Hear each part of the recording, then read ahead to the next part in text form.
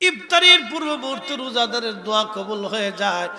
রোজাদাররা যখন বৈশা ইফতার সামনে নিয়ে, সামনে পানি আছে, খেজুর আছে, খাবার আছে, শরবত আছে, সামনে এইগুলি নিয়ে বসে আছে, পেটের মধ্যে ক্ষুধা আছে, বুকে তৃষ্ণা আছে, ওই সময় আল্লাহর বান্দা খাবারের মধ্যে হাত লাড়াচাড়া করে, খেজুরটা লাড়াচাড়া করে, আপনার এই বিরিয়ানি লাড়াচাড়া করে, ফলগুলি লাড়াচাড়া করে, পানির বোতলটা লাড়াচাড়া করে। আল্লাহর বান্দা খাবারের সামনে চাইয়া থাকে কিন্তু খাবার খায় না, খাবারের সামনে চেয়ে থাকে কিন্তু খাবার খায় না।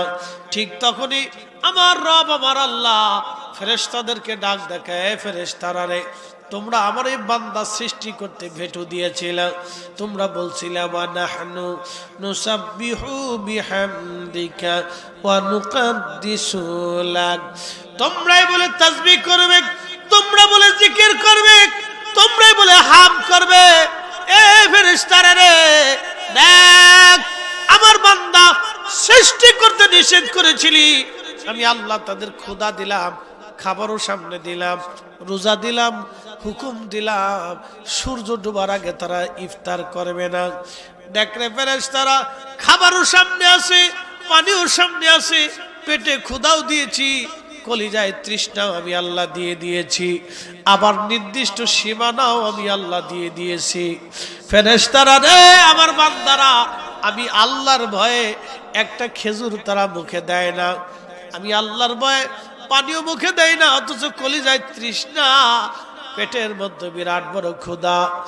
এ ফেরেশতারা, তোরা নিষেধ করেছিলি এই বান্দা সৃষ্টি করার জন্য, ফেরেশতারা বেটু দিয়েছিলি, ফেরেশতারা দেখ আমার বান্দারা ইফতারের সামনে নিয়ে বসে আছে, যা যা ফেরেশতারা শোন, আমার বান্দারা আমি আল্লাহর ভয়ে ইফতারের সামনে নিয়ে বসা, তারা খাবার খায় না।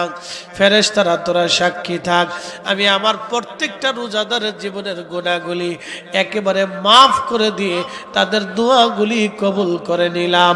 একবার জোরে বলা যাবে কি সুবহানাল্লাহ। আল্লাহ বানাইলেন কত জাতি, হইল না তোর প্রেম প্রীতি, ওরে অবশেষে মানুষ বানায় প্রেমের কারণে, প্রেমের ডোরি বান্ধরে মদিনার শনে, আহা প্রেমের ডোরি বান্ধরে মদিনার শনে। একসাথে জোরে বলি আল্লাহু আকবার। شهر رمضان الذي أنزل فيه القرآن।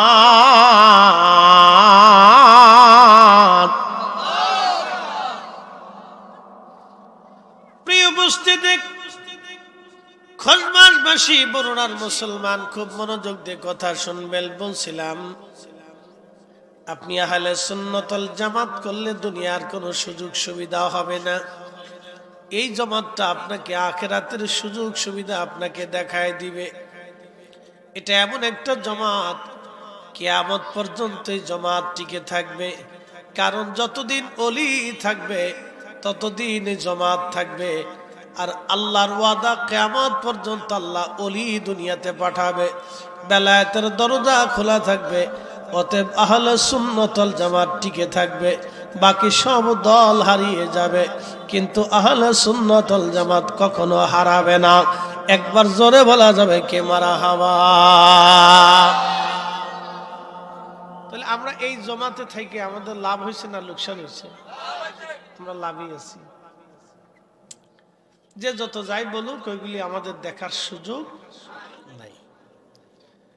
প্রিয় মুসলমান, খুব মনোযোগ দেন, খোঁজমাসবাসী কথা শুনে যাবেন। যেহেতু মাহে রমজান, এই রমজান নিয়ে দুটি কথা বলতে হবে।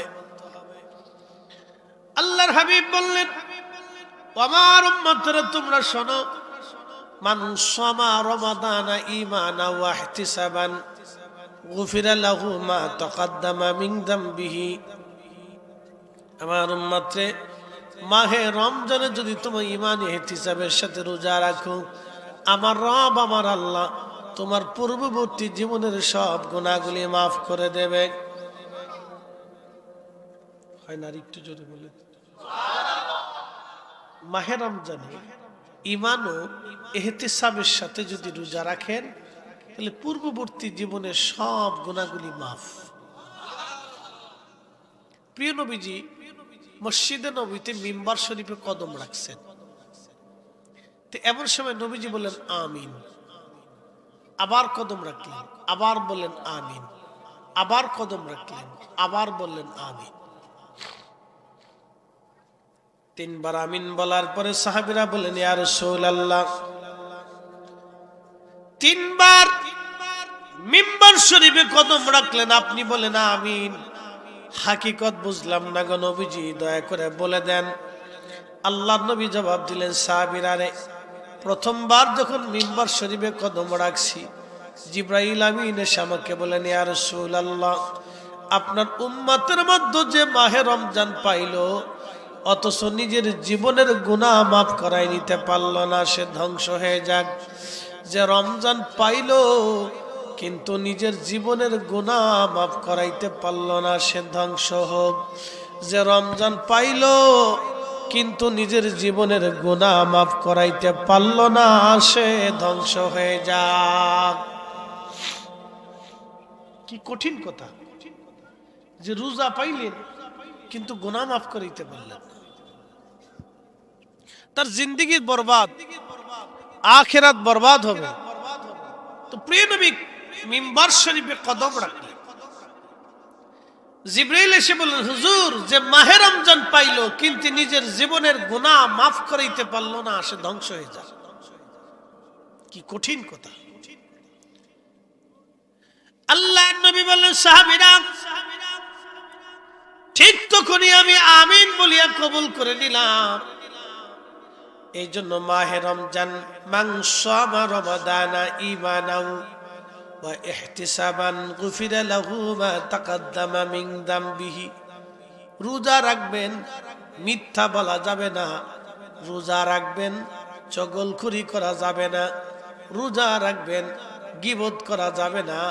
রোজা রাখবেন, অন্যের ক্ষতি করা যাবে না। রোজা রাখবেন, নামাজ ছাড়া যাবে না। রোজা রাখবেন, হালাল খাবার দিয়ে আপনার ইফতার করা লাগবে। এক নাম্বার ঈমান ইহতিসাবের সাথে কিভাবে রোজা রাখবেন বলে দেই। আপনি সুন্দর করে পাগড়ি মাথায় দিলেন, ফরিদি হুজুরের পাগড়ি সুন্দর, চিন্তা করলেন এর চেয়ে সুন্দর পাগড়ি একটা মাথায় দিব।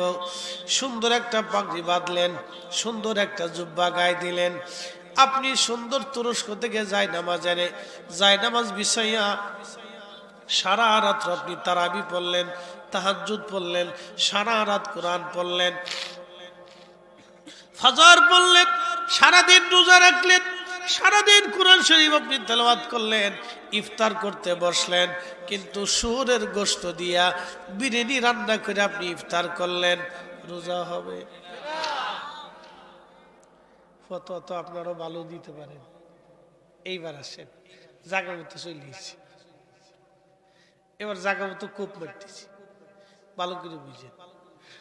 জুব্বা সুন্দর, পাগড়ি সুন্দর, নামাজ সুন্দর, জিকির সুন্দর, তেলাওয়াত সুন্দর, সুগন্ধি সুন্দর, জায়নামাজ সুন্দর, পোশাক সুন্দর, খাবারও সুন্দর, কিন্তু ইফতার করার সময় শুয়োরের গোশত দিয়ে বিরিয়ানি রান্না করিয়া ইফতার করলেন, আপনারা বললেন রোজা হলো না। যদি এটা সত্য হয় তাহলে সুদের টাকা দিয়ে, ঘুষের টাকা দিয়ে, অন্যের টাকা দিয়ে, অন্যের টাকা মেরিয়া, অন্যের হক মেরিয়া, অন্যের সম্পদ মেরিয়া, অন্যের রুটি রুজি মেরিয়া, অন্যের অর্থ মেরিয়া, অন্যের হক মেরিয়া, ভাইয়ের হক মেরিয়া, এতিমের হক মেরিয়া, গরিবের হক মেরে দিয়ে ওই টাকা দিয়ে খেজুর কিনে, শরবত কিনে, বিরিয়ানি কিনে ইফতার করলে রোজা হবে? একসাথে বলেন হবে? হবে। পাগড়ি যত সুন্দরী হোক কাজ হবে, শেষ। এক নম্বর সবক কিভাবে রোজা রাখবেন বলে দিয়ে দিলাম। আল্লাহর নবী বলেন আমার উম্মত, তোমাকে যদি তোমার মৃত ভাইয়ের গোশত খেতে বলা হয় তুমি কি খাবে? সাহাবীরা বলেন ইয়া রাসূলুল্লাহ, অসম্ভব। কি করে হয় যে আমি আমার মৃত ভাইয়ের গোশত খাবো? আল্লাহর নবী বললেন, আমার উম্মতেরা রে, তোমরা গীবত করবা না। গীবত করা মানে মৃত ভাইয়ের গোশত ভক্ষণ করা। তোমরা রোজাও রাখলা, গীবত করলা, শুধুমাত্র না খেয়ে কষ্ট করবা, রোজা হবে না। বুঝেছে? মান সামা রমাদানা ঈমানান ওয়া ইহতিসাবান গুফিরা লাহু মা তাকাদ্দামা মিন যামবিহি। কার জীবনের গুনাহ মাফ হবে, কার রোজা কবুল হবে, শর্ত আল্লাহ রাসূল দিয়ে দিলেন। রোজাও রাখলা, গীবত করলা, শুধুমাত্র না খেয়ে থাকবা, কোনো ফায়দা হবে না।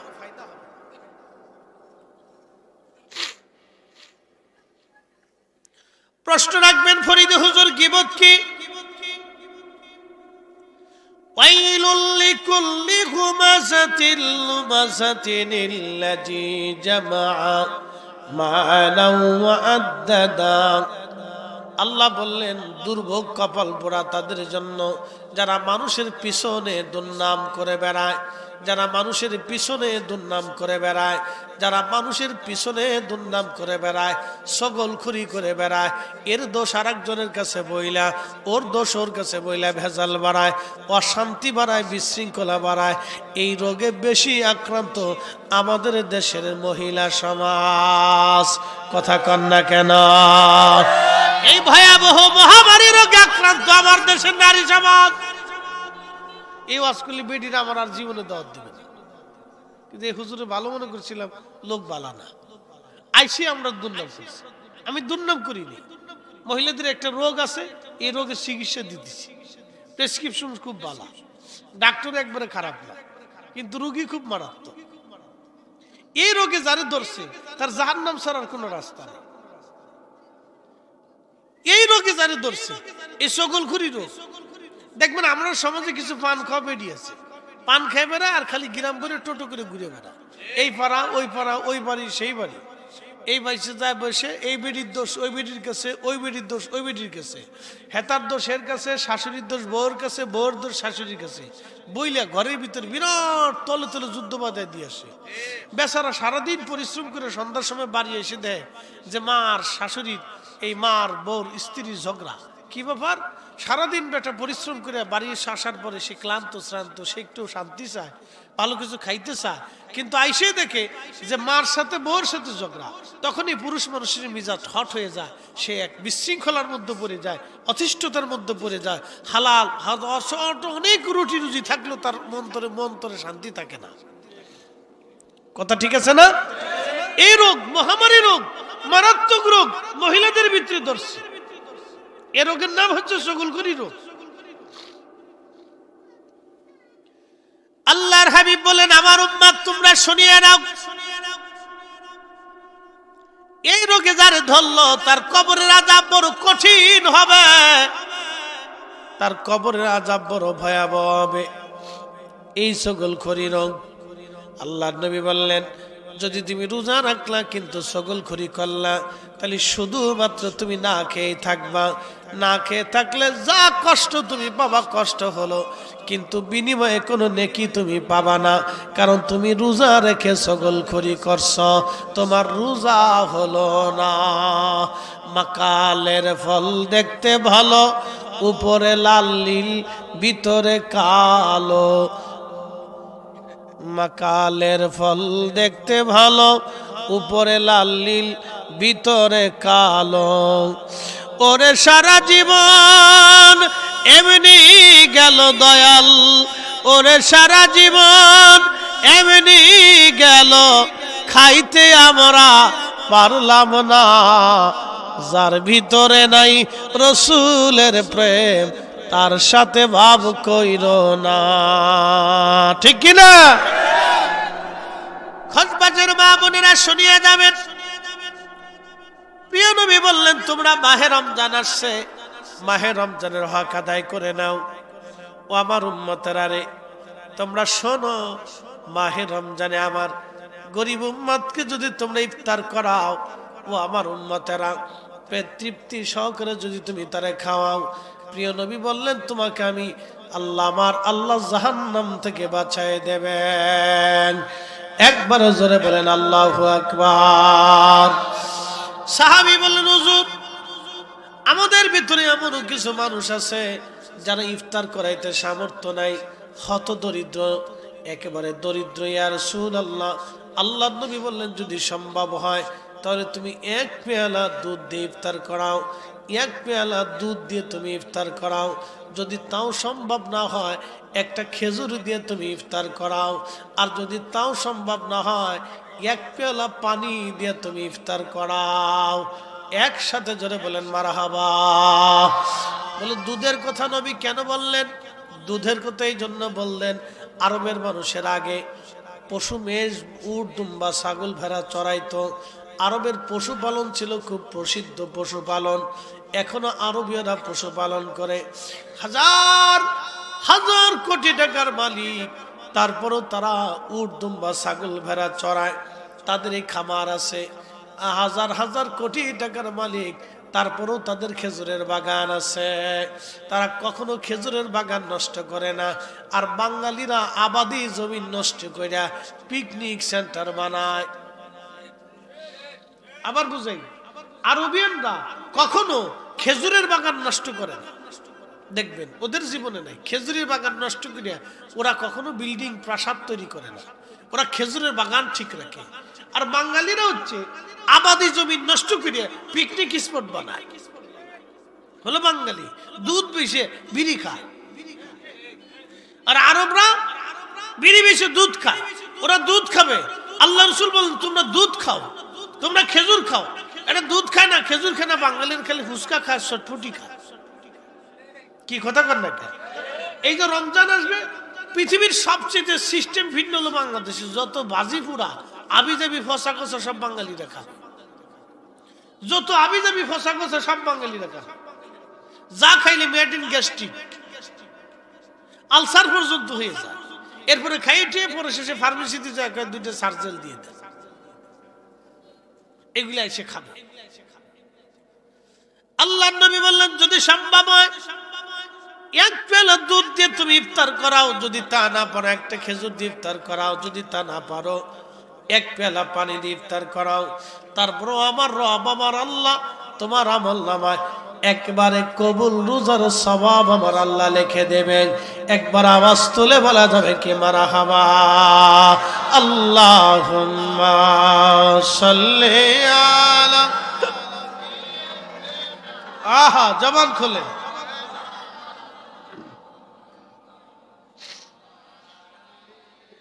সাইয়্যিদিনা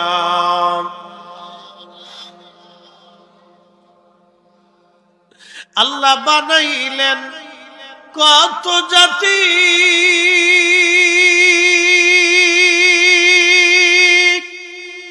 হইল না তার প্রেম প্রীতি। আল্লাহ বানাইলেন কত জাতি, হইল না তার প্রেম প্রীতি। অবশেষে মানুষ বানায় প্রেমের কারণে, প্রেমের ডোরি বান্ধরে মদিনার শনে। আহা প্রেমের ডোরি বান্ধরে মদিনার শনে। মাহে রমজানে বেশি বেশি করে ইফতার করাবেন। আল্লাহর নবী আরো বলেন আমার উম্মতেরা রে শোনো, তোমরা শুনে নাও। ও আমার উম্মতেরা, যদি তোমরা আমার উম্মতকে ইফতার করাও, তৃপ্তি সহকারে তারা খাওয়াও এবং তার তৃষ্ণা যদি নিভিয়ে দাও, তাহলে আমি নবী ওয়াদা করলাম কিয়ামতের ময়দানে তোমাকে আমি হাউজে কাউসারের পানি পান করাইয়া দিব। এমন ভাবে তোমার তৃষ্ণাগুলি মিটাই দিব, জান্নাতে যাওয়ার আগ পর্যন্ত তোমার পানির কথা মনে থাকবে না। একবার জোরে বলা যাবে কি আল্লাহু আকবার। আমাদের দেশে আগে ঘরে ঘরে ইফতার হতো। কি কথা বলেন ঠিক কিনা? বাড়ি বাড়ি ইফতার মাহফিল হতো। মানুষের এত পয়সা করেছিল না, কিন্তু মন বড় ছিল। তারা বাড়ি বাড়ি ইফতার মাহফিল হতো। এই বাড়ি ওই বাড়ি, ওই পাড়া সেই পাড়া ইফতার মাহফিল হতো। এই ইফতার মাহফিলে হাজার হাজার মানুষ আসতো, বিভিন্ন লোকেরা আসতো, বসতো, দোয়া করতো, খাইতো, একসাথে বসতো, ইফতার মাহফিলে একসাথে হতো। আজকে বিরাট বড় বেদাতের ফতোয়ার ডরে মুসলমান এগুলি হারিয়ে ফেলছে। এত বেদাতের ফতোয়া, মুসলমান এত বেদাতের ফতোয়ার ছোটে পইরা সাফের ভিতরে পইরা মুসলমান চিন্তায় আছে, বিপদে পড়ে গেছে। এত জাতার ভিতরে মুসলমান দাঁড়াইতে পারতেছে না। সব ফতোয়া একেবারে ঝেড়ে ফেলে দেন। আল্লাহ বান্দার আমরা ইফতার করাবো, বাড়ি বাড়ি মিলাদ হবে, দুরুদ হবে, আল্লাহর জিকির হবে, দোয়া হবে। কথা বলেন ঠিক কিনা? বাড়ি বাড়ি দোয়া করবেন, বাড়ি বাড়ি মিলাদ হবে, বাড়ি বাড়ি দোয়া হবে। প্রশ্ন রাখতে পারেন কারণ কি? বলে দিয়ে যাই। রোজাদারের জন্য দুইটা খুশির সময়ের একটা খুশির সময় হলো ইফতারের সময়। ইফতারের পূর্ব মুহূর্তে রোজাদারের দোয়া কবুল হয়ে যায়। রোজাদাররা যখন বৈশা ইফতার সামনে নিয়ে, সামনে পানি আছে, খেজুর আছে, খাবার আছে, শরবত আছে, সামনে এইগুলি নিয়ে বসে আছে, পেটের মধ্যে ক্ষুধা আছে, বুকে তৃষ্ণা আছে। ওই সময় আল্লাহর বান্দা খাবারের মধ্যে হাত লাড়াচাড়া করে, খেজুরটা লাড়াচাড়া করে, আপনার এই বিরিয়ানি লাড়াচাড়া করে, ফলগুলি লাড়াচাড়া করে, পানির বোতলটা লাড়াচাড়া করে। আল্লাহর বান্দা খাবারের সামনে চাইয়া থাকে কিন্তু খাবার খায় না, খাবারের সামনে চেয়ে থাকে কিন্তু খাবার খায় না। ঠিক তখনই আমার রব, আমার আল্লাহ ফেরেশতাদেরকে ডাক দেখায়, ফেরেশতারা রে, তোমরা আমার এই বান্দা সৃষ্টি করতে ভেটু দিয়েছিলাম, তোমরা বলছিলে ওয়া নাহনু নুসাব্বিহু বিহামদিকা ওয়া নুকাদ্দিসু লাক, তোমরাই বলে তাসবিহ করবে, তোমরা বলে জিকির করবে, তোমরাই বলে হাম করবে। এ ফেরেশতারা রে, দেখ আমার বান্দা সৃষ্টি করতে নিষেধ করেছিলি, আমি আল্লাহ তাদের ক্ষুধা দিলাম, খাবারও সামনে দিলাম, রোজা দিলাম, হুকুম দিলাম, সূর্য ডোবার আগে তারা ইফতার করবে না। দেখলে ফেরেশতারা খাবারও সামনে আছে, পানিও সামনে আছে, পেটে ক্ষুধাও দিয়েছি, কলিজায় তৃষ্ণাও আমি আল্লাহ দিয়ে দিয়েছি, আবার নির্দিষ্ট সীমানাও আমি আল্লাহ দিয়ে দিয়েছি। ফেরেশতারা রে, আমার বান্দারা, আমি আল্লাহর ভয়ে একটা খেজুর তারা মুখে দেয় না, আমি আল্লাহর ভয়ে পানিও মুখে দেয় না, অথচ কলিজায় তৃষ্ণা, পেটের মধ্যে বিরাট বড় ক্ষুধা। এ ফেরেশতারা, তোরা নিষেধ করেছিলি এই বান্দা সৃষ্টি করার জন্য, ফেরেশতারা বেটু দিয়েছিলি, ফেরেশতারা দেখ আমার বান্দারা ইফতারের সামনে নিয়ে বসে আছে। যা যা ফেরেশতারা শোন, আমার বান্দারা আমি আল্লাহর ভয়ে ইফতারের সামনে নিয়ে বসা, তারা খাবার খায় না। ফেরেশতারা তোরা সাক্ষী থাক, আমি আমার প্রত্যেকটা রোজাদারের জীবনের গুনাহগুলি একেবারে মাফ করে দিয়ে তাদের দোয়াগুলি কবুল করে নিলাম। একবার জোরে বলা যাবে কি সুবহানাল্লাহ? আল্লাহ বানাইলেন কত জাতি, হইল না তোর প্রেম প্রীতি, ওরে অবশেষে মানুষ বানায় প্রেমের কারণে, প্রেমের ডরি বান্ধরে মদিনার শনে।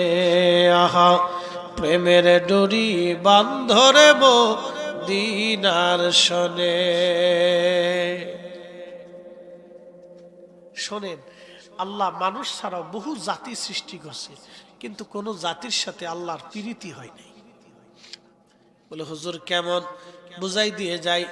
জিনদের ভিতরে খাজা বাবা আজমিরি নাই, জিনদের ভিতরে হুজুর গাউসে পাক নাই, জিনদের ভিতরে মঈনুদ্দিন চিশ নাই, জিনদের ভিতরে মুজাদ্দিদ আল ফেসারি নাই, জিনদের ভিতরে নকশবন্দি নাই, জিনদের ভিতরে সোহরাওয়ার্দী নাই, জিনদের ভিতরে 360 আউলিয়া নাই, জিনদের ভিতরে হুজুর গাউসে পাক নাই, জিনদের ভিতরে 4 ইমাম নাই, জিনদের ভিতরে ইমাম বুখারী নাই, জিনদের ভিতরে ইমাম সিয়াসিত্তা নাই, জিনদের ভিতরে মুফাসসির নাই, জিনদের ভিতরে ফাতেমা নাই, জিনদের ভিতরে আলী নাই, জিনদের ভিতরে হাসান নাই, জিনদের ভিতরে হুসাইন নাই, জিনদের ভিতরে আমার নবী নাই, জিনদের ভিতরে আশারে মুবাশশারা নাই, জিনদের ভিতরে খুলাফায়ে রাশিদিন নাই, জিনদের ভিতরে 1.25 লক্ষ সাহাবী নাই। একবার জোরে বলা যাবে কি আল্লাহু আকবার? না না, জোরে জোরে জোরে বলেন, জোরে। এসব মানুষের ভিতরে এই জন্য মানুষের সাথে আল্লাহর প্রেম হয়েছে। রোজা রাখবেন, ইফতারির সময় আল্লাহ আপনাকে মাফ করবে। হ্যাঁ, আল্লাহর ওয়াদা। কি বিশ্বাস হয় না? একসাথে বলুন, হয় না? কিন্তু হারাম ইফতার নিয়ে সামনে বসলে ক্ষমা হবে, এটা মনে রাখবেন। ইফতার যদি হারাম টাকার হয় তাহলে আর ক্ষমা হবে। হালাল হইতো, হালাল ইফতার নিয়ে বসে যাবেন, সারাদিন ঈমান ইহতিসাবের সাথে রোজা রাখবেন। ইফতারির পূর্ব সময় বসে আছেন, খাবার সামনে, তৃষ্ণা বুকে, খাবার সামনে, ক্ষুধা পেটে বসে আছেন, লড়াচ্ছেন, আপনি লড়াবেন, লড়াইতে থাকবেন, খাবেন না, আল্লাহ আপনাকে মাফ করে দিবে। দোয়া করবেন, হাত বাড়াবেন, যা চাবেন আল্লাহ তাই দিয়ে দিবে। হ্যাঁ, তা দিয়ে দিবে, অবশ্যই আল্লাহ দিয়ে দিবে, আল্লাহ ফিরাবে না। আমাদের দোয়া কবুল হয় না তো পিছনে অনেক কারণ আছে, পিছনে অনেক কারণ আছে। আমি আপনাদেরকে একটা ঘটনা শুনি। মুসা আলাইহিস সালাতু ওয়াস সালামের জমানাতে বহুদিন বৃষ্টি হয়, তো বৃষ্টির অভাবে বনি ইসরাইলের খুব কষ্ট হচ্ছে। ঘাস তরু লতা পাতা মরে গেল। ধরেন বাংলাদেশে একাধারে 4 বছর পর্যন্ত যদি বৃষ্টি না হয় তাহলে বাংলাদেশের সমস্ত অঞ্চল মরুভূমির মতো হয়ে যাবে, পানির লেয়ার নিচে চলে যাবে, পানির মাটির স্তর শুকিয়ে যাবে। আপনি যতই পানি সেচ দেন কাজ হবে না, কারণ যত সেচ দিবেন পানির লেয়ার নিচের দিকে চলে যাবে। আপনি সকালে সেচ দিবেন, বিকেলে যায় দেখবেন শুকায় চৌচির হয়ে গেছে, একবারে শুকিয়ে গেছে। তো তরু লতা পাতা ঘাস টাস মরে যাবে, গরু ছাগলগুলি হীন ক্ষীণ দুর্বল হয়ে আসবে, অর্থনৈতিক মন্দা নামবে, খাদ্য ঘাটতি আসবে, বাংলাদেশে দুর্ভিক্ষ নেমে আসবে। জাতিসংঘ পর্যন্ত 18 কোটি মানুষের খাদ্য নিশ্চিত করতে হিমশিম খেয়ে যাবে, জাতিসংঘের পক্ষে সম্ভব হবে না যদি একাধারে 4 বছর বাংলাদেশে বৃষ্টি না হয়। শেষ। তাহলে এবার বলেন আমরা অসহায় কার কাছে? না, একসাথে বলেন, আমরা কার কাছে অসহায়? লাফালাফি ফালাফালি যতই করেন, বৃষ্টি বন্ধ করে দিলে আর কিছু করার নাই। গত বছরে মে জুন মাসে প্রচন্ড গরম হলো, 1 মাস পর্যন্ত বৃষ্টি নেই, উত্তপ্ত গরমে মানুষ দিশাহারা হয়ে গেল। এখানে সেখানে সলাতুল ইস্তেসকা পড়ে। আমরা উত্তর দক্ষিণ দিয়ে বহুত সলাতুল ইস্তেসকা হয়েছে, আসলে কোনো বৃষ্টি হইল না। বলে কারণ কি? সলাতুল ইস্তেসকার নিয়ম মোতাবেক হয় না। বলে কেমন হয় না? 6 জনে নামাজ পড়ে, 2 জন ভিডিও করে, এটাই নামাজ। 6 জনে নামাজ পড়ে, 2 জন ভিডিও করে, 2 জন চাইয়া থাকে, একজন মুনাজাত ধরে, আরেকজন বসে থাকে, একজনে কান দে, 2 জন চাইছে আসে। এরা করে কি? এইভাবে সলাতুল ইস্তেসকা না। সলাতুল ইস্তেসকা পড়তে হলে সবাইকে একসাথে আসতে হবে, ছোট বড়, শিশু বৃদ্ধ, আবাল বনিতা, সব যুবক একসাথে আইসা বিরাট বড় মাঠের মধ্যে জমাইত হইয়া ইস্তিগফার করে তওবা করে নামাজ পড়ে কান্নাকাটি করতে হবে। আপনার চোখের পানি ঝরবে, ওদিক দিয়ে আকাশে মিষ্টি মেঘ জমা হয়ে যাবে। আপনার চোখের পানি ঝরবে, আকাশে মেঘ জমা হবে, চোখের পানি ঝরবে, মেঘ জমা হবে, দেখা যাবে অঝোর ধারা আল্লাহর বৃষ্টি নাজিল হয়ে গেছে। একসাথে বলা যাবে না আল্লাহু আকবার? আমরা দেশে যে সলাতুল ইস্তেসকা 3 জনে নামাজ পড়ে, 2 জন ভিডিও করে, শয়তানে হাসে, কয় বাপরে বাপ, দেখো কত পাগলের দল, সিটারের দল করে কেন? মুসা আলাইহিস সালাম বলেন, এ বনী ইসরাইল, তোমরা আসো সলাতুল ইস্তেসকার জন্য আসো।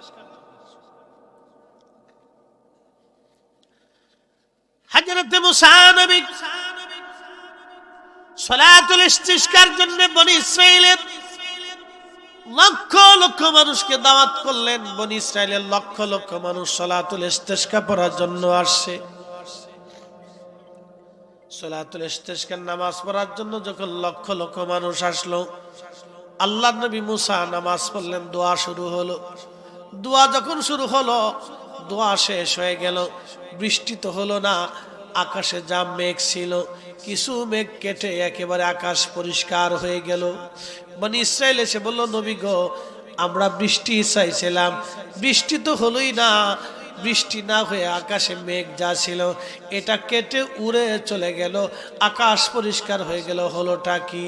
আল্লাহর নবী মুসা বললেন, তোমাদের অধিক গুনার কারণে আমার রব আল্লাহ বেজার হয়ে গেছে। তোমরা শোনো, যার গুনাহ আছে সে চলে যাও, যার গুনাহ নাই সে বসে থাকো।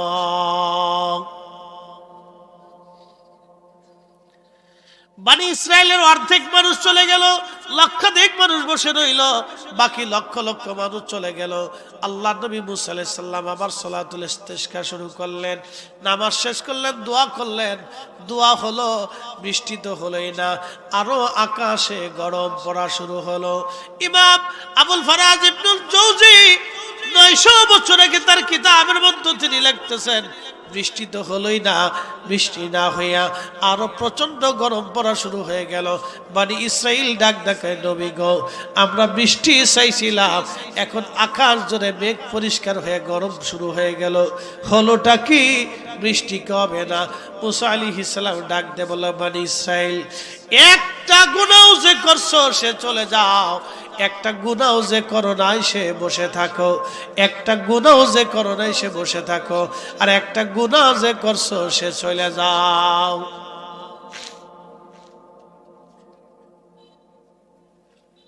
কি বুঝলেন? আজকে যদি বলা হয় এই খোশবাস কাদরিয়া দরবারের তাবারকের সময় যদি বলা হয় যাদের গুনাহ আছে তারা চলে যান, আর যাদের গুনাহ নাই তারা বসে থাকেন, কি অবস্থা হবে বলেন? মাঠ ক্লিয়ার, মহিলা পুরুষ কেউ থাকবে না, শুধু বাচ্চারা থাকবে। আর কদ্দুর পাগল টাগল থাকলে দু একটা থাকতে হবে, যা বাদ বাকি যা আছে সব চলে যাওয়া লাগবে। শ্রোতাও যাওয়া লাগবে, বক্তাও যাওয়া লাগবে, কমিটিও যাওয়া লাগবে, পীর সাহেব হুজুরও যাওয়া লাগবে, কামও যাই গিয়ে, সবারই গুনাহ। এর জন্য আমরা আল্লাহর কাছে মাফ চাবো, কথা কন ঠিক কিনা? এর জন্যই মাফ চাবো, যেহেতু আমাদের গুনাহ আছে, এর জন্য বেশি বেশি মাফ চাইতে হবে, এর জন্য বেশি বেশি দোয়া করতে হবে, কথা কন না ঠিক কিনা? বেশি বেশি দোয়া করতে হবে। তো সব বনি ইসরাইল চলে গেল, সারা মাঠের ভিতরে লক্ষ লক্ষ মানুষ চলে যাওয়ার পরে মাত্র একজন মানুষ বসে নিছে, তবে এটা কানা। এটা কি? একসাথে বলেন, জোরে বলেন, কানা। তাও লোকটা অন্ধ, মাঠের এক কোনায় চুপচাপ মাথা নিচু করে বসে আছে। সারা মাঠের মধ্যে নবী মুসা কালিমুল্লাহ সারা মাঠের মধ্যে তাকিয়ে দেখলেন মাঠের ভিতরে কোনো মানুষ নাই, লক্ষ লক্ষ বনি ইসরাইল সব চলে গেছে, মাত্র একজন লোক বসে আছে, অন্ধ। হযরত নবী মুসা আলাইহিস সালাম অন্ধের কাছে যা বলেন, এ অন্ধা, সমস্ত মানুষ চলে গেল, তুমি তো দেখো না সব মানুষ চলে গেছে, অন্তরে তুই কি শুনিস নাই? আমি বলেছি একটা গুনাহ যার আছে সে চলে যাবে, একটা গুনাহ যার নাই সে বসে থাকবে। অন্তরে সব চলে গেল, তুই কেন বসে আছিস? আরে অন্ধ, তুই কেন বসে আছিস? সব তো চলে গেছে। অন্ধ ডাক দিয়ে বলল, হুজুর, হুজুর, আমি শুনছি আপনার ঘোষণা, কিন্তু মানুষ চলে গেছে, আমি এটা দেখি নাই, আমি অন্ধ। আমি আপনার ঘোষণা শুনছি, নবী মুসা গো, আপনি বলেছেন একটা গুনাহ যে করছে সে চলে যাবে। ও আল্লাহর পয়গম্বর, আমি আল্লাহর বান্দা, জীবনে কোনোদিন কোনো গুনাহ করছি আমার মনে পড়ে না, তবে জীবনে একটা ভুল করেছিলাম, যদি গুনাহ হয়ে থাকে আমি চলে যাব, আর যদি গুনাহ না হয় আমি অন্ধ আজ বসে থাকব।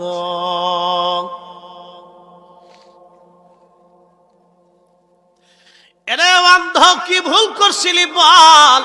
ইমাম আবুল ফারাজ ইবনুল জৌজি লিখতেছেন, তখন অন্ধ ডাক দে বলে, নবী গো, একদিন রাস্তা দিয়ে যাইতেছিলাম আমি, সদর রাস্তার পাশে একটা বাড়ি ছিল, বাড়ির সদর দরজা রাস্তার পাশের মেন দরজাটা খোলা ছিল।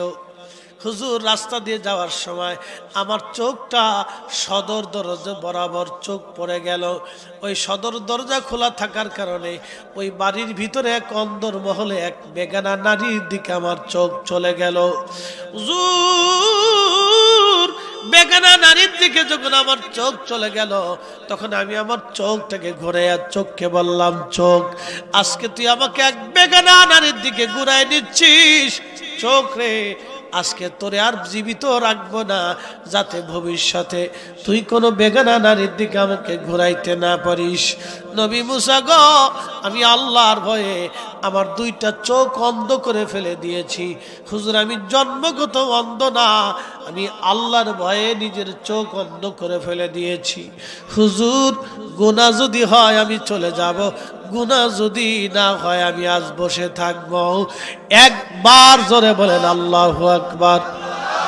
না না না, আরো আওয়াজ তুলে বলেন আল্লাহু আকবার। আল্লাহ বানাইলেন কত জাতি,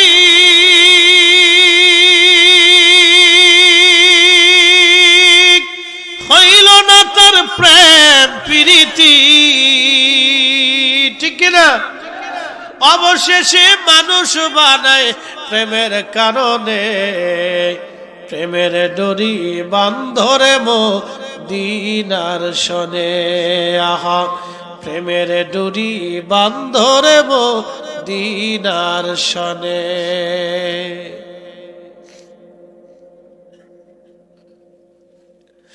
আল্লাহ নবী মুসা ডাকতে বলে, অন্ধ অন্ধরে আর বোঝার বাকি নেই রে অন্ধ, তুই যাবি না, বসে থাকো। আল্লাহর বান্দা, হাত বাড়াও আসমানে, দোয়া করলে আজ বৃষ্টি হবে রে অন্ধ। আল্লাহ looks not to your figures and wealth.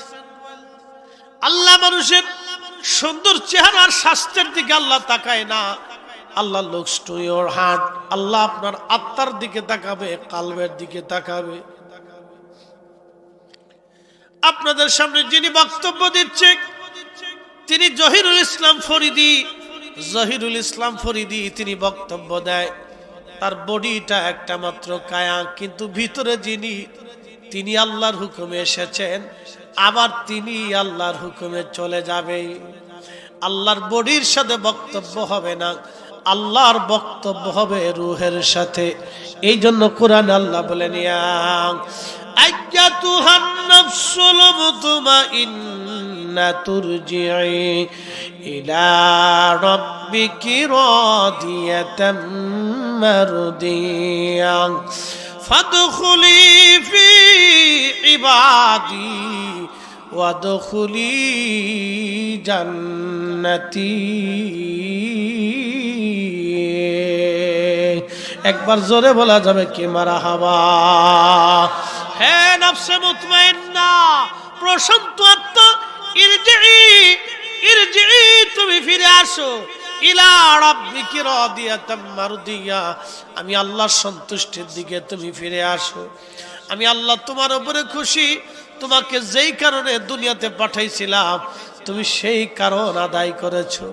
এ নফস, হে আত্মা, তোমাকে যেই জন্য দুনিয়াতে পাঠিয়েছিলাম সেই কাজ তুমি আঞ্জাম দিয়েছো। তুমি নামাজ পড়েছো, তুমি রোজা রেখেছো, হক হালাল মতো চলেছো। আমি আল্লাহ আমার রসুলের তরিকা মোতাবেক তুমি জিন্দেগি তুমি কায়েম করেছো। হে নফস, চলে আসো, ইরজিই ইলা রাব্বিকি রাদিয়াতাম মারদিয়া, আমি আল্লাহর সন্তুষ্টির দিকে তুমি চলে আসো। আমি আল্লাহর সন্তুষ্টির দিকে তুমি চলে আসো। আমি আল্লাহর সন্তুষ্টির দিকে তুমি চলে আসো। ফাদখুলি ফি ইবাদি ওয়াদখুলি জান্নাতি, আমার ইবাদত গুজার বান্দারা যে জান্নাতের মধ্যে থাকে তুমি সেই জান্নাতে চলে আসো। এই জন্য আল্লাহ নফসের সাথে কথা বলবে, বডির সাথে আল্লাহর বক্তব্য হবে না। চেহারা আপনার যাই হোক, চেহারা দেখে আল্লাহ ফয়সালা করবে না। চেহারা দেখে যদি আল্লাহ ফয়সালা করত তাহলে হযরত বেলালের জিন্দেগিতে কিছুই পেতেন না। আর অর্থ সম্পদ দিয়ে যদি আল্লাহ ফয়সালা করত, থাক না, যদি অর্থ সম্পদ দিয়ে আল্লাহ ফয়সালা করত, অর্থ সম্পদ দিয়ে যদি আল্লাহ ফয়সালা করত তাহলে হযরত ওয়াসাল কারণী জীবনে কিছুই পেতেন না। চেহারা দিয়ে যদি আল্লাহ ফয়সালা করত হযরত বেলাল জীবনে কিছুই পেতেন না। অতএব চেহারা দেখে আল্লাহ ফয়সালা করবে না, আল্লাহ ফয়সালা করবে কাল দেখে, আত্মা দেখে, আত্মা দেখে কাল দেখে, কাল দেখে আল্লাহ ফয়সালা করবে। কথা বলেন ঠিক কিনা?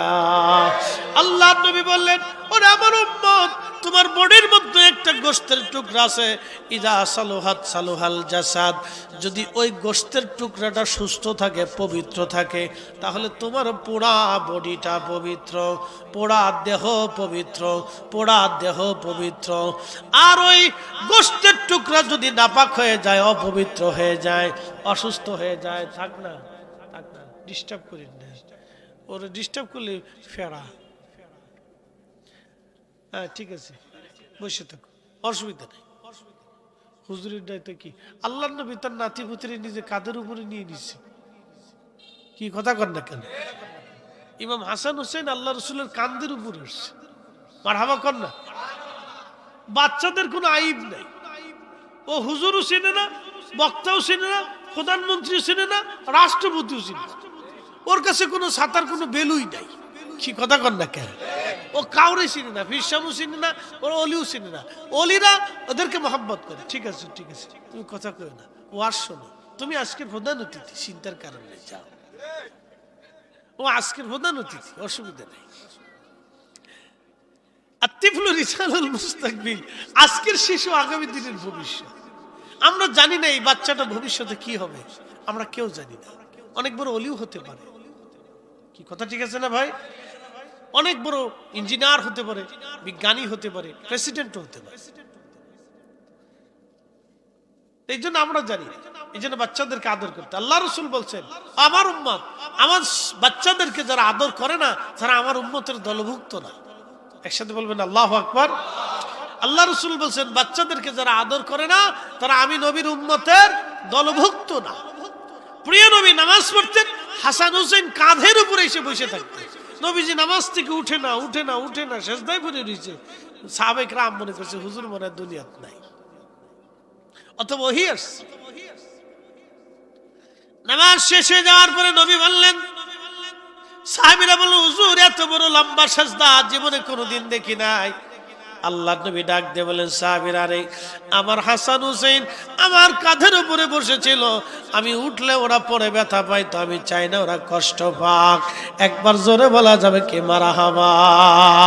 আল্লাহ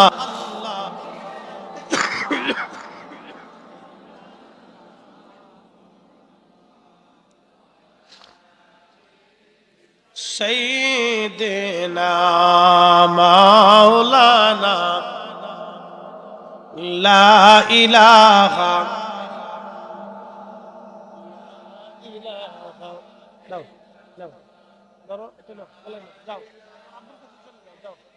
চলে যাও, লা ইলাহা ইল্লাল্লাহ, লা ইলাহা,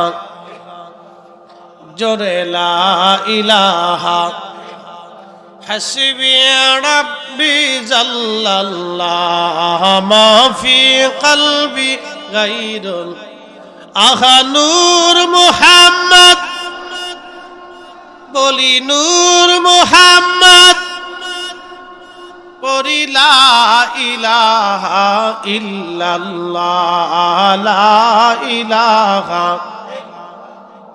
লা ইলাহা ইল্লাল্লাহ, মুহাম্মাদুর রাসূলুল্লাহ সাল্লাল্লাহু আলাইহি ওয়াসাল্লাম। আল্লাহ চেহারা দেখে ফয়সালা করবে না। আল্লাহর নবী বলতেছে, ওই অন্ধ আল্লাহর দরবারে হাত বাড়া কাঁদে, ওগো রব, বৃষ্টি চাই আমি তোমার বান্দা, আল্লাহ এক্ষুনি বৃষ্টি দাও, আল্লাহ এখনই বৃষ্টি দাও। বৃষ্টি যদি না দাও, তোমার বান্দা এখান থেকে ফিরে যাবে না। বিনয় বিনয় কাঁদতেছে, আল্লাহ এক্ষুনি বৃষ্টি দাও। বৃষ্টি যদি তুমি না দাও, তোমার বান্দা তোমার দরজা থেকে হাত নামাবে না। আল্লাহ এখনই বৃষ্টি দাও, আল্লাহ এখনই বৃষ্টি দাও, আল্লাহ বৃষ্টি দাও, আল্লাহ বৃষ্টি দাও। এইভাবে বিনয় বিনয় আল্লাহর বান্দা কাঁদতেছিল। ইমাম আবুল ফারাজ ইবনুল জৌজি বলেন, আকাশে মেঘ জমে গেল, অঝর দ্বারা আল্লাহর বৃষ্টি নামা শুরু হয়ে গেল। চিৎকার মেরে জোরে বলেন আল্লাহু আকবার। আল্লাহ বানাইলেন কত জাতি, হইল না তার প্রেম প্রীতি, অবশেষে মানুষ বানায় প্রেমের কারণে, প্রেমের ডরি বান্ধরে মদিনার শনে। আহা, প্রেমের ডরি বান্ধরে মদিনার শনে। এই জন্য আল্লাহ চেহারা দেখে কোনো ফয়সালা করবে না, আল্লাহ সার্টিফিকেট দিয়ে কোনো ফয়সালা করবে না, আল্লাহ সম্পদ দিয়ে কোনো ফয়সালা করবে না। আল্লাহ কোরআনে বললেন, ইন্না আকরামাকুম ইনদাল্লাহি আতকাকুম, যার অন্তরে তাকওয়া বেশি তার দাম আল্লাহর দরবারে বেশি। যার অন্তরে তাকওয়া নাই, সার পয়সাও তার দাম আল্লাহর দরবারে নাই। যার অন্তরে তাকওয়া বেশি তার দাম বেশি। এই জন্য মাহে রমজান আসে লাআল্লাকুম তাত্তাকুন, মুত্তাকি বানানোর জন্য, তাকওয়াবান বানানোর জন্য মাহে রমজান আসলো। ইয়া আইয়ুহাল্লাযীনা আমানু কুতিবা আলাইকুমুস সিয়াম, ঈমানদাররা তোমাদের জন্য মাহে রমজানের রোজাকে ফরজ করে দিলাম, কামা কুতিবা আলাল্লাযীনা মিন ক্বাবলিকুম, তোমাদের পূর্ববর্তীদের জন্য যেমন ফরজ করে দিয়েছিলাম, লাআল্লাকুম তাত্তাকুন, যাতে তোমরা মুত্তাকি হতে পারো, সেই জন্য তোমাদেরকে মাহে রমজান দিয়েছি। শুধু একাকে ইফতার করবেন না, প্রতিবেশীদের খোঁজ খবর নেবেন, আত্মীয় স্বজনদের খোঁজ নেবেন। সর্বপ্রথম আত্মীয়দের মধ্যে যারা দরিদ্র আছে তাদের খাদ্য নিশ্চিত করবেন মাহে রমজানে, তাদের বাড়ি ইফতার পাঠাবেন, খাবার পাঠাবেন। 2 নম্বর, প্রতিবেশী যারা আছে তাদের ঘরের মধ্যে আপনি খাবার পাঠাবেন। অবশ্যই তারা ক্ষুধার্ত থাকলে আর আপনি রোজা রাখলে আপনার রোজায় জান্নাত মিলবে না। আপনার প্রতিবেশী ক্ষুধার্ত থাকবে, রোজার ক্ষুধার্ত থাকবে, আর আপনি পেট ভরে খেয়ে ইফতার করবেন, সেহরি করবেন, আপনি রোজাদার হবেন না, রোজা কবুল হবে না, রোজা কাজ হবে না গো, কাজ হবে না। আমাদের দেশে যে জাকাত হয়ে গেছে এখন হলো রাজনৈতিক জাকাত। রাজনৈতিক জাকাত এটা তো বললে লাভ নাই। আমাদের গুলিস্তানে, ঢাকার গুলিস্তানে একটা মার্কেট আছে, জাকাতের মার্কেট। 150 টাকার লুঙ্গি, 200 টাকার পাঞ্জাবি, 300 টাকার 3 বাপরে বাপ, এই লুঙ্গি পরে মাসখানিক কাজ করার পরে বেটা পেশাব করতে বসে, থাপ করে নিজ দিয়ে সিঁড়ে ফাইডে চলে গেছে। ঠিক আছে না ভাই? জাকাত শেষ। শয়তানের চিন্তা করি, আমার কত বড় সিটার এরা। আমি 9 লক্ষ বছর ধরে আল্লাহরে সেজদা দিচ্ছি, সিটারি করি। শয়তান কিন্তু 9 লক্ষ বছরের সিটারি করে না, পরে এসেছেন সিটারি করছে। তো 9 লক্ষ বছর আমি সেজদা দিচ্ছি, সিটারি করি নেই। আর এরা মাত্র 60 বছরের হায়াত পেয়ে কিভাবে সিটারি করে? কি কথা ঠিক আছে না? কিভাবে সিটারি করে? এগুলো বুঝতে হবে। রাজনৈতিক জাকাত, সামাজিক জাকাত, দেখানোর জাকাত, এগুলি সিস্টেম হয়ে গেছে। এগুলি না, আমার কাছে যে পাগড়িটা পছন্দ আমার আরেক ভাইকে দিতে হলে এরকম একটা পাগড়ি দিতে হবে। আমি যেই খাবারটা পছন্দ আমার ভাইকে আরেকটা খাবার দিতে হলে ওই খাবারটা দিতে হবে, একটা মানসম্মত জিনিস দিতে হবে। এটা হলো জাকাত। এগুলি এখন সিস্টেম নেই। মানুষ কি হয়ে গেছে বুঝি না কিছু। এরা কি আল্লাহর সাথে কি চালাকি করে, না এরা আল্লাহর বুকা মনে করে, আমি বুঝি না কিছু। কি ভাবে এরা আল্লাহকে, আল্লাহ জানে। এগুলি জাকাত না প্রিয় ভাই আমার। আল্লাহকে সন্তুষ্ট করতে হবে, আমাদের কাজ হচ্ছে আল্লাহকে খুশি করা। আমরা ফিরে যাব আল্লাহর কাছে। মাহে রমজান আসতেছে, একবারে মুখ্যম সময়। প্রিয় নবী বললেন, মান কামা রমাদান ঈমানান ওয়া ইহতিসাবান গুফিরা লাহু মা তাকাদ্দামা মিন যামবি। যে ব্যক্তি রাত্র জেগে হয়ে নামাজ পড়বে, তারাবি পড়বে, ইমান ইহতিসাবের সাথে পড়বে। আমি রাসূল ওয়াদা করলাম, আল্লাহ ওয়াদা করেছে তার জীবনের সমস্ত গুনাহ আল্লাহ মাফ করে দিবে। রাত জেগে জেগে তারাবি পড়তে হবেন। কয় রাকাত পড়বেন? 8 রাকাত না 20 রাকাত? একসাথে বলে, জোরে বলে। তাহলে যারা 8 রাকাত বানাইলো তাদের তারাবি ইমান ইহতিসাবের সাথে হয় না, কারণ তারাবি মূলত 20 রাকাত। তাহলে আমি এত দলিল দেব না, শুধু একটু বুঝাই। এদেশে ইসলাম 360 জন আল্লাহর ওলি আনছিলেন, এতে কি কোনো সন্দেহ আছে? তিনারা যে আল্লাহর ওলি ছিলেন, আল্লাহর পেয়ারা ছিলেন, আল্লাহর মেহবুব ছিলেন, তাতে কি কোনো সন্দেহ আছে? আচ্ছা, আল্লাহ কি সবাই ওলি বানায়? প্রেসিডেন্ট ট্রাম্পরে কি আল্লাহ ওলি বানাইছে? প্রেসিডেন্ট পুতিনরে ওলি বানাইছে? প্রেসিডেন্ট শি জিনপিংরে ওলি বানাইছে? সৌদির বাদশারে ওলি বানাইছে? জাতিসংঘের মহাসচিবরে ওলি বানাইছে? আমাদের প্রধান উপদেষ্টা ওই যে ডক্টর ইউনূসরে কি ওলি বানাইছে? না না, আল্লাহ এগের কাউরে তো ওলি বানাই নাই। আল্লাহ ওলি কারে বানাইলো? ওলি যাকে বানাইছে তিনি হুজুর গাউসে পাক, ওলি খাজা মাইনুদ্দিন চিস, ওলি 360 আউলিয়া, ওলি 12 আউলিয়া, অসংখ্য ওলিরা আল্লাহ তাদেরকে বন্ধু বানাইছে। বন্ধু বানাইছে তারা যেই নীতিতে, যেই পথে, যেই আকীদা, যেই আমলে ডুবে গেছে, ওই আমলে, ওই আকীদা, ওটাই হলো অরিজিনাল পথ। কথা বলেন ঠিক না বেঠে?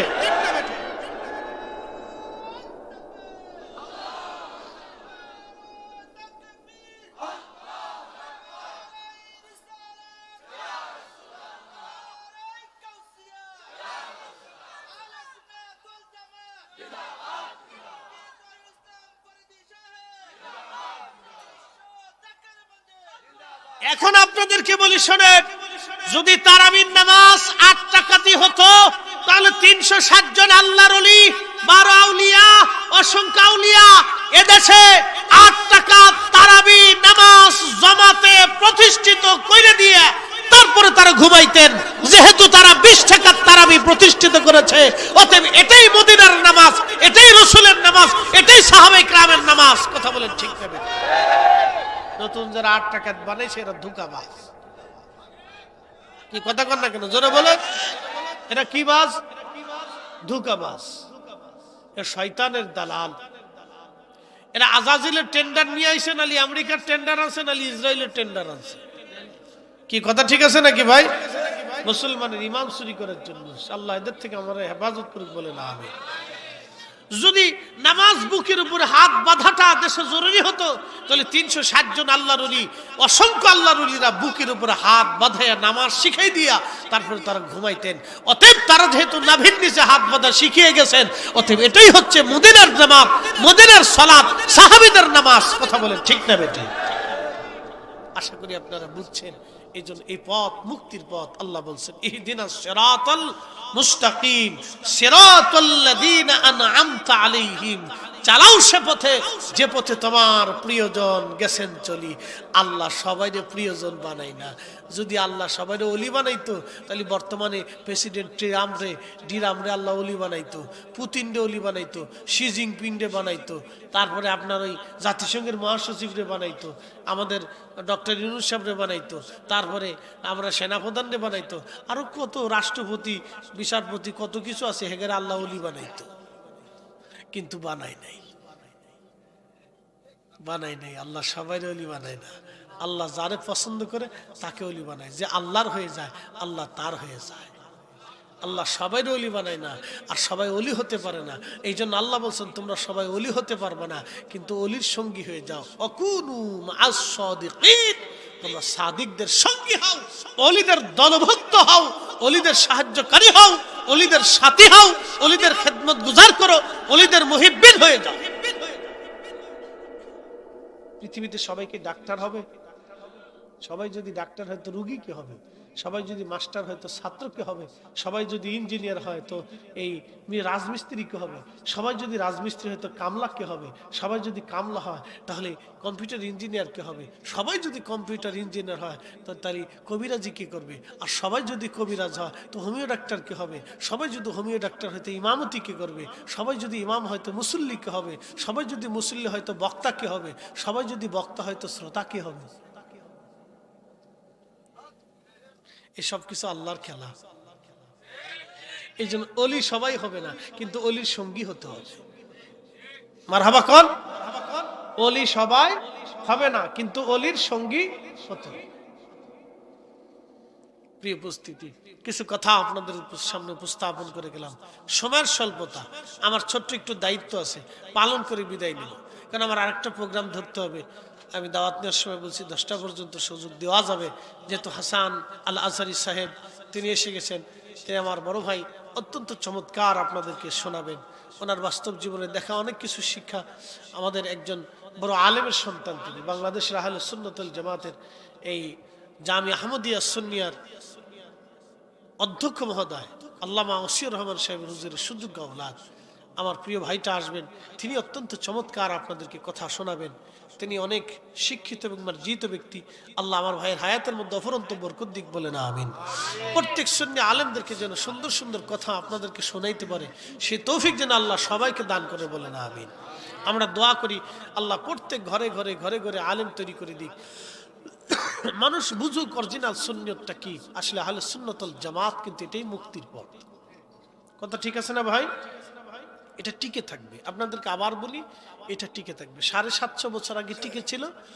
বহু জমিদার রাজা বাচ্চা, তাদের বাড়িঘর সব নিঃশেষ হয়ে গেছে, তাদের জমিদারি শেষ হয়েছে, আইন কানুন শেষ হয়ে গেছে, কিন্তু আহলে সুন্নাত ওয়াল জামাত টিকে আছে।